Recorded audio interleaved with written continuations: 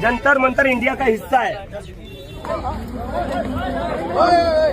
सूर्यकांत, जो कॉकरोच बोलते हो ना, आज हमने कॉकरोच संगठन बना लिया है। मैं भी एक छोटा कॉकरोच हूँ। नमस्कार दोस्तों, आज की शुरुआत एक ऐसी खबर से करते हैं जिसे सुनकर शायद आप यकीन भी नहीं कर पाएंगे कि क्या वाकई ये हमारे लोकतांत्रिक भारत में हो रहा है।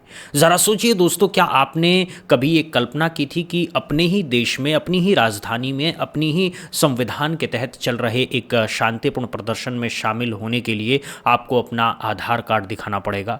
क्या आपने कभी सोचा था कि जंतर मंतर जैसी ऐतिहासिक जगह जहां दशकों से लोग अपनी आवाज़ उठाते आए हैं, उसी जगह पर पहुंचने के लिए आपको ऐसे चेकिंग से गुजरना पड़ेगा जैसे आप किसी सरहद पार खड़े हों, जैसे आप भारत और पाकिस्तान के बॉर्डर को क्रॉस कर रहे हों? जी हाँ दोस्तों, ये हो रहा है, और ये हो रहा है हमारे देश की राजधानी दिल्ली में, जहां दिल्ली पुलिस ने सभी हदें पार कर दी हैं। अभिजीत दीपके के नेतृत्व में चल रहे कॉकरोच जनता पार्टी के आंदोलन को कुचलने के लिए हर तरह की हथकंडे अपनाए जा रहे हैं। पहले बिजली काटी गई, फिर पानी काट दिया गया, फिर खाना पहुंचने पर रोक लगा दी गई, और अब हद ये हो गई है कि जो भी प्रदर्शन में शामिल होने पहुंचे उससे आधार कार्ड मांगा जा रहा है, और जो भी खाने पीने का सामान लेकर आए उसकी गाड़ी का नंबर तक नोट किया जा रहा है। अब बड़ा सवाल यह है कि ये किस कानून के तहत हो रहा है? संविधान के किस अनुच्छेद में लिखा है कि प्रदर्शन में शामिल होने के लिए आधार कार्ड दिखाना अनिवार्य है? क्या जंतर मंतर अब भारत का हिस्सा नहीं रहा? क्या जंतर मंतर अब किसी दूसरे देश में चला गया है? ये सब सवाल आज पूरे देश में पूछे जा रहे हैं, लेकिन सरकार और दिल्ली पुलिस के पास इन सवालों का जवाब नहीं है। और दोस्तों, आज की इस वीडियो में मैं आपको ये सब विस्तार से बताऊंगा। मैं आपको बताऊंगा कि कैसे अभिजीत दीपके के खिलाफ एक बहुत बड़ी साजिश रची जा रही है, कैसे बीजेपी और आरएसएस के समर्थक आंदोलन में घुस करके उसे बदनाम करने की कोशिश कर रहे हैं, कैसे तेज तर्रार पत्रकार श्याम मीरा सिंह के साथ पुलिस के सामने ही मारपीट हुई, कैसे एक मोहम्मद नाम के शख्स ने प्रदर्शनकारियों के लिए ऐसा काम किया जिसकी तारीफ खुद अभिजीत दीपके ने मंच से की है, कैसे एक तेज तर्रार लड़की निशिशु आज़ाद ने सरकार को आईना दिखाया, और सबसे प्यारी बात, कैसे एक 10 साल का छोटा सा बच्चा सूर्यकांत, जिसने खुद को छोटा कॉकरोच बता करके प्रधानमंत्री से इस्तीफे की मांग की है। ये सब आपको आगे के वीडियो में बताऊंगा, तो वीडियो को अंत तक जरूर देखिएगा। चैनल को सब्सक्राइब करना मत भूलिएगा, और अगर आप मानते हैं कि छात्रों के साथ हो रहा अन्याय बंद होना चाहिए तो लाइक और शेयर का बटन जरूर दबाइए। अब चलिए शुरू करते हैं दोस्तों। इस आंदोलन की शुरुआत 20 जून को हुई थी। उस दिन से लेकर के आज तक हर बीतते पल के साथ ये आंदोलन और बड़ा होता गया है, मजबूत होता गया है, ज़्यादा से ज़्यादा लोग जुड़ते गए हैं। देश के कोने कोने से छात्र, युवा, बेरोजगार, माता पिता, हर वर्ग के लोग दिल्ली पहुंच रहे हैं, क्योंकि उन्हें पता है कि ये लड़ाई सिर्फ कुछ छात्रों की नहीं है, ये लड़ाई पूरे देश के भविष्य की है। अब इस आंदोलन ने ऐसा रूप ले लिया है कि सरकार के होश उड़ गए हैं। जब सरकार के हाथ से हालात निकलने लगे, तब उन्होंने वो हथकंडे अपनाने शुरू किए जो किसी भी लोकतांत्रिक देश में सोचने तक के लायक नहीं है। सबसे पहले पानी की सप्लाई बंद कर दी गई, फिर बिजली काट दी गई। सोचिए दोस्तों, दिल्ली की भीषण गर्मी में जहां तापमान 45 डिग्री के पार चला जाता है, वहां पानी और बिजली काटना यानी सीधे सीधे लोगों की जान से खिलवाड़ करना है। लेकिन प्रदर्शनकारी हटे नहीं, डटे रहे, अपनी जिद पर अड़े रहे, क्योंकि उन्हें पता था कि अगर अब हट गए तो शायद कभी अपनी आवाज़ नहीं उठा पाएंगे। फिर सरकार ने एक और कदम उठाया। अब वो लोगों को जंतर मंतर पहुंचने से रोकने लगी है। दिल्ली पुलिस ने प्रदर्शन में शामिल होने वाले हर एक व्यक्ति से आधार कार्ड मांगना शुरू कर दिया है। सोचिए दोस्तों, कितनी हास्यास्पद बात है। एक तरफ ये सरकार है जो हर सरकारी काम में आधार कार्ड को अनिवार्य बनाती है, बैंक खाते में आधार चाहिए, राशन कार्ड में आधार चाहिए, मोबाइल सिम में आधार चाहिए, और अब प्रदर्शन में शामिल होने के लिए भी आधार चाहिए। क्या ये कोई वीज़ा है?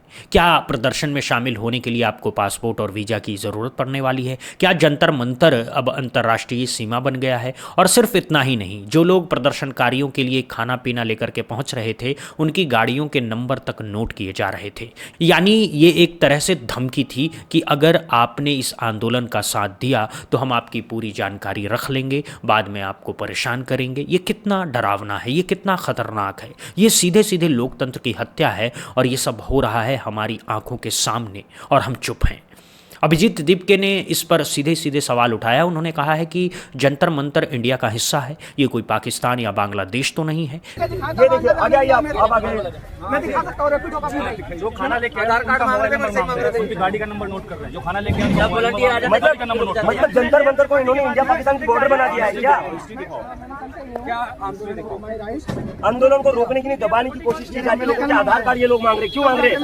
अगर कोई जंतर मंतर पर आना चाहता है इस देश का नागरिक, आधार कार्ड दिखाने की क्या जरूरत है? तो वीजा लेना पड़ेगा क्या?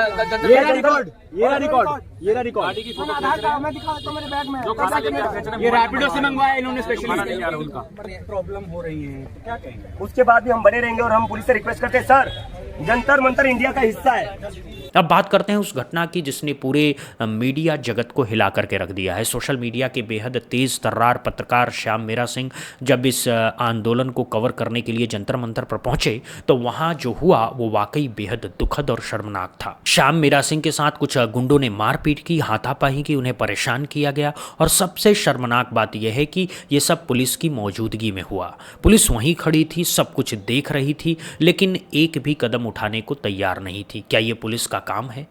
क्या पुलिस का काम सिर्फ मूक दर्शक बने रहना है? क्या पुलिस का काम सिर्फ सरकार के इशारों पर नाचना है? पुलिस का असली काम क्या है?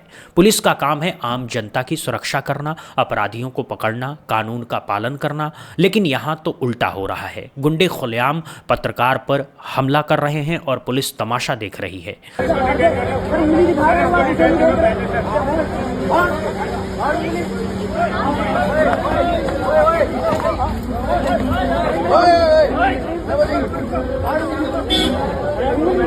अब सवाल ये उठता है कि क्या गुंडों के दिल में कानून का डर पूरी तरह ख़त्म हो गया है? क्या उन्हें पता है कि उनके पीछे कोई ताकत खड़ी है? क्या उन्हें पता है कि उन्हें सत्ता का संरक्षण हासिल है, इसीलिए वो कुछ भी कर सकते हैं और कानून उनका कुछ नहीं बिगाड़ सकता? ये बहुत बड़ा सवाल है दोस्तों। ये सिर्फ श्याम मीरा सिंह पर हमला नहीं है, ये पूरी पत्रकारिता पर हमला है। ये उन सब लोगों पर हमला है जो सच दिखाने की कोशिश करते हैं, जो सरकार से सवाल पूछने की हिम्मत रखते हैं। अगर ऐसे पत्रकारों पर हमले होने लगें और पुलिस मूक दर्शक बनी रहे तो फिर इस देश में सच कौन कहेगा? फिर इस देश में सरकार से सवाल कौन पूछेगा? फिर इस देश में आम जनता की आवाज कौन बनेगा? इस घटना से एक बार फिर साबित हो गया कि अभिजीत दीपके के खिलाफ एक बहुत बड़ी साजिश चल रही है। बीजेपी और आरएसएस के समर्थक आंदोलन में घुस करके इसे बदनाम करने की कोशिश कर रहे हैं, हिंसा फैलाने की कोशिश कर रहे हैं ताकि मीडिया में दिखाया जा सके कि देखो ये कैसा आंदोलन है, यहाँ हिंसा हो रही है। लेकिन सच्चाई यह है कि यह आंदोलन शुरू से ही पूरी तरह शांतिपूर्ण रहा है। यहाँ कोई पथराव नहीं हुआ है, कोई आगजनी नहीं हुई है, कोई हिंसा नहीं हुई है। बस लोग बैठ करके शांति से अपनी आवाज़ उठा रहे हैं। अब आइए बात करते हैं उस सबसे प्यारी कहानी की जिसने हर भारतीय के दिल को छू लिया है। जब सरकार ने पानी काट दिया, जब खाने की व्यवस्था पर रोक लगा दी गई, जब लगा कि अब ये आंदोलन शायद ख़त्म हो जाएगा, तभी एक फरिश्ता बन करके सामने आए मोहम्मद भाई। जी हाँ दोस्तों, एक मोहम्मद नाम के शख्स ने वो काम कर दिखाया है जो शायद कोई बड़े से बड़ा संगठन भी नहीं कर पाता। उन्होंने प्रदर्शनकारियों के लिए खाने पीने की पूरी व्यवस्था अपने हाथ में ले ली है। सुबह सुबह पकौड़े आते थे, फिर पूरी सब्जी का इंतज़ाम होता था, फिर चाय बिस्किट मिलते थे, फिर पानी की बोतलें पहुँचती थी और सबसे खूबसूरत बात यह है कि सब कुछ बिल्कुल मुफ्त था। ये सब सेवा भाव के लिए किया जा रहा था। जब ये दृश्य कैमरे में कैद हुआ तो पूरा देश भावुक हो उठा, क्योंकि वहाँ जो दृश्य था वो वाकई अद्भुत था। सैकड़ों लोग एक साथ बैठ करके शांति से खाना खा रहे थे। कोई भेदभाव नहीं, कोई जात पात नहीं, कोई धर्म नहीं, बस इंसानियत थी। दोस्तों ये देखिए, ये दिल्ली के जंतर मंतर में जो प्रोटेस्ट चल रहा है, यहाँ पर पूरी सब्जी का इंतजाम भी किया हुआ है। लोग बाग बैठ के शांतिपूर्वक खा रहे हैं और ये है देश के जैन जी। देखिए अभी ये सारे जो है लोग खा रहे हैं, इसके बाद इसको जो भी खा रहे हैं पत्तल, इसको साइड में ले जाके कहीं फेंकेंगे। यहाँ पे बिल्कुल भी कूड़ा नहीं फैलाते हैं। तो ये प्रोटेस्ट, ऐसा प्रोटेस्ट देखने को कम ही मिलता है। इस तरह प्रोटेस्ट चल रहा है, यहाँ पे लोग खा रहे हैं, यहाँ पे बढ़ रहा है। तो और सबसे प्यारी बात ये थी कि खाना खाने के बाद हर कोई अपनी पत्तल खुद उठा करके साइड में फेंक रहा था। कोई कूड़ा नहीं फैला रहा था, कोई गंदगी नहीं कर रहा था। ये देख करके दिल भर आता है दोस्तों। ये है असली भारत, ये है असली सनातन, ये है असली इंसानियत, जहां धर्म जात मजहब से ऊपर उठ करके लोग एक दूसरे की सेवा कर रहे हैं। अब इस पर अभिजीत दीपके ने जो कहा है वाकई ऐतिहासिक है। यहाँ पर हम लोग 3 दिन से बैठे हुए हैं। किसकी वजह से बैठे हुए हैं? किसकी वजह से बैठ पाए? मोहम्मद भाई हमें पानी पिला रहे, खाना खिला रहे, सुबह सुबह पकोड़े खिला रहे। अगर मोहम्मद भाई हमारा साथ नहीं देते क्या हम 3 दिन तक यहाँ पर बैठ पाते? बहुत बढ़िया जवाब। ये लोग हमें कितना भी बांट पाए, जब तक मोहम्मद भाई का साथ हमारे साथ है, कोई इस मूवमेंट को उन लोगों से कहना चाहता हूँ कि किसी से भी देशभक्ति का सर्टिफिकेट मत मांगिए। देशभक्ति का सर्टिफिकेट मांगने वाले आप कोई नहीं होते हो। हम लोग तय करेंगे हम कौन है, और हमें पता है। मुझे तो लगता है मेरे से बड़े देशभक्त मोहम्मद भाई है, क्योंकि मैं तो बस बैठा हुआ हूँ। यहाँ पर जो लोग आ रहे हैं उनकी सेवा मोहम्मद भाई कर रहे हैं। ये बयान सुनकर पूरे देश का दिल पिघल गया, क्योंकि ये है असली भारत की तस्वीर, जहां एक हिंदू नेता एक मुस्लिम भाई को अपने से बड़ा देशभक्त बताता है। ये है हमारी गंगा जमुनी तहजीब, ये है हमारी विरासत, ये है वो भारत जो हम सब चाहते हैं। आज बात करते हैं उस तेज तर्रार लड़की की जिसने सरकार को सीधे आईने में चेहरा दिखा दिया। उसका नाम है निशिशु आज़ाद, और जब वो जंतर मंतर पहुंची तो उसके तेवर देख करके सब हैरान रह गए। तो बारी है, हमें ये वाली शांति नहीं चाहिए कि तुमने पहले इतने बच्चों की जान ले ली, उसके बाद तुम शांति से खाना खा पी कर पेट भर कर सोफे पर लेट कर कॉल करके या पोस्ट करके बोल रहे हो कि भाई नीट पेपर तो करवा रहे हैं। हमें ये वाली शांति नहीं चाहिए, हमें उन बच्चों का बदला चाहिए, हमें जस्टिस चाहिए, उन बच्चों को हमें न्याय दिलवाना है। हमें धर्मेंद्र प्रधान का इस्तीफा चाहिए, इस्तीफा चाहिए, इस्तीफा चाहिए। धर्मेंद्र प्रधान का इस्तीफा लगातार मांग रहे हैं, ऐसा तो नहीं है एंटी नेशनल जो एलिमेंट है उनका हिस्सा है, आप लगातार सरकार के मंत्रियों क्या को बात कर रहे हो? मतलब आपको भी क्या क्या जर्नलिस्ट की आवाज उठाना ये चीज होती है क्या? हम इंटरनेशनल है, अगर आप हमें इस तरह के साथ नेशनल का नाम दोगे ना, अगर हम जर्नलिस्ट की आवाज रेज कर अगर हम एंटी नेशनल बनना है, तो मैं कह रही हूँ मेरे को ऐसा एंटी नेशनल बनना है, ठीक है? मेरे को जर्नलिस्ट का आवाज बनना, उनकी वॉइस को रेज करना है। ये बयान बहुत महत्वपूर्ण है दोस्तों, क्योंकि आज के दौर में हर वो शख्स जो सरकार से सवाल पूछता है उसे एंटी नेशनल कह दिया जाता है, उसे देश विरोधी कह दिया जाता है, उसे पाकिस्तानी एजेंट कह दिया जाता है।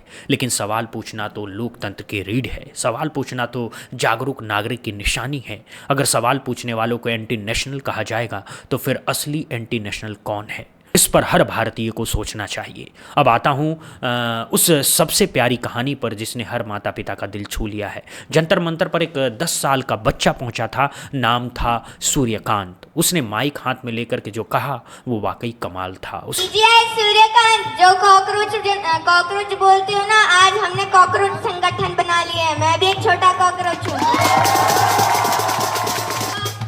मतलब ले लो, इतना ये तुम्हारे बच्चे तो बाहर जाकर टॉप यूनिवर्सिटी में पढ़ रहे हैं, तो हमको इतना गंदे गवर्नमेंट स्कूल में क्यों पढ़ा रहे हो?